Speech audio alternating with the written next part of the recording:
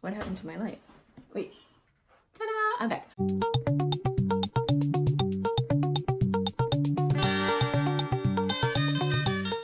Hi moms, how are you? I am Dionne with Short and Sweet Languages. So this week's vlog is about introducing a new language to your kids, to your young kids. I am doing it with my preschoolers. Well, they are 4 and 6 years old. So later, my methods will probably change. I will probably introduce a different curriculum. But this is what I am doing now, and it is working. Now, to clarify, I know you guys are learning Spanish and teaching Spanish to your kiddos. I introduced Spanish to my girls from birth, right? Because I speak it fluently. So that's not what I'm talking about, obviously. So I am introducing a new language. In our case, it is Chinese.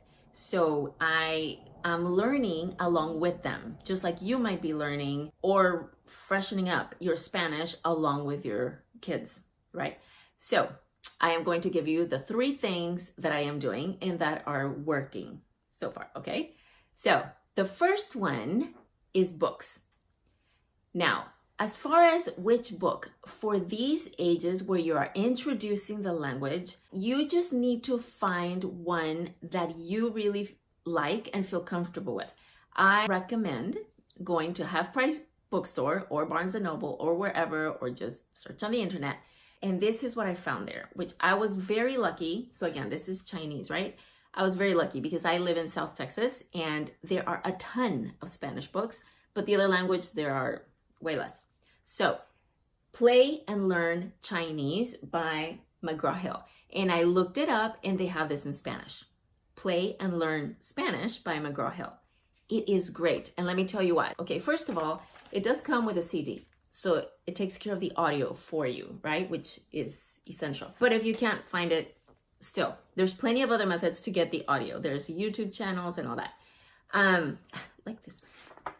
But the reason I really like this one, it's because their chapters are it's situational. So for example, this one says, let's go outside. So it's a dialogue in Chinese and in English. The same one. So you see phrases, okay? And then down here, it has vocabulary words.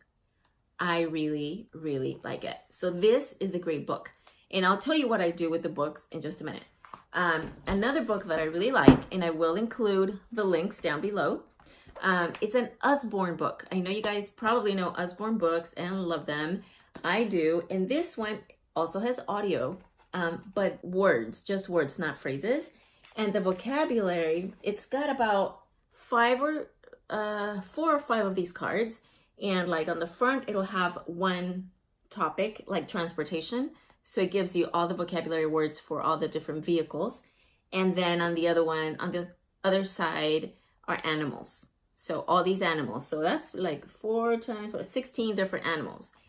And there are 4 or 5 of these cards. I don't remember. So you slide them into the sleeve. You press a little button. It does have battery, which you can switch. And then you press on them and it gives you the word audio, which is so good for any language, but especially for Chinese, but very important. So we really, really like it and the girls enjoy it. So it's called Listen and Learn First Chinese Words, and they do have it in Spanish. So Listen and Learn First Spanish Words. Great. So with the books, what I do is I get 2 or 3 words and a phrase, and I just stick with that. For this age group and their attention span, that's about what you should do, and probably no more than that. And always include the phrase, not just the vocabulary, like just colors or just animals, because what are they going to do with that other than just point and repeat, right? And so from the book, you grab a phrase like, who is he? So I want to show you how the phrase and how I work with that, because I will work with that for a day, 2 days, a week, if that's how long it takes for them to absorb it and for you to absorb it and use it. And then I move on. So at least for me, I don't have a schedule like they need to learn this by this time and okay, we're moving on, because my goal is for them to learn the language, not to go over a certain amount of vocabulary words a week or a month. My goal is for, okay, they learned it. And with homeschooling, you probably do this anyway with the other subjects. So this is in Chinese, okay? So this is what I'll do in my whiteboard. So it says, who is he? 他是谁? Who is he or who is she, right? So then I will use that, and then this one is, where are you going? 你去哪儿? So I will use that phrase. Oops, what happened to my light? Wait, ta-da, I'm back. Okay, so with that phrase, I use it. I'll grab a teddy bear and a doll and a Barbie or whatever, and then I ask, who is she? Who is he? Who is she? 他是谁? 他是谁? And then they'll ask. So in Spanish, you would sound like, ¿quién es él? ¿Y quién es él? ¿Y quién es ella? So by this time, you've taught them that one little phrase or question and 2 or 3 vocabulary words like bear, doll, and fish. I don't know. And then you'll go over it several times. And then maybe later during the day, you'll grab, and who is he? And who is she? And who is he? And you do it over and over, and they grasp it. And it's something they can use, not just 10 different colors, right? Okay, so that's books. That's number 1. Number 2 are songs. You know, we all know, teachers know that kids love songs. So for us, I found a wonderful YouTube channel that has beautiful Chinese songs, if you want to know, and I'll let you know in the comments. But for Spanish, I picked 3 for you that are my favorites because I do use them. I used to use them a lot more when they were tiny for songs. So the first one is Basho and Friends. They are very cute, catchy songs. You will like it. Their songs are very rock, like rock and roll, not too babyish. So anyway, you can find others, but I'm just telling you, these are my favorite Spanish YouTube channels for songs. So another one is Rakalingua. I always have a hard time saying it. Rockalingua. And they have really cool songs as well. You will like them. I'll list it here. And then the other one is this guy. His album is called Mi Amigo Hamlet, My Friend Hamlet. And he's got great, beautiful songs. And but I don't know if his YouTube channel has a lot of stuff, but he's got the album. So I'll try to link it up down here. But if you just look for Mi Amigo Hamlet, you can purchase his songs. So with the songs, I do the same. I grab 2 or 3 words from the song. Now, some songs have a lot of phrases and a lot of vocabulary, so don't try to do everything. It's okay to expose them to a song and for them not to know what every single word is. They like songs. They'll catch on and they'll probably be able to sing it, even though they might not know what it all means. But teach them before you introduce a song. So 2 or 3 words and a phrase. Just pick it from the song. You can stay with the same song for a while and then introduce another word, another 2 words, another phrase, or whatever.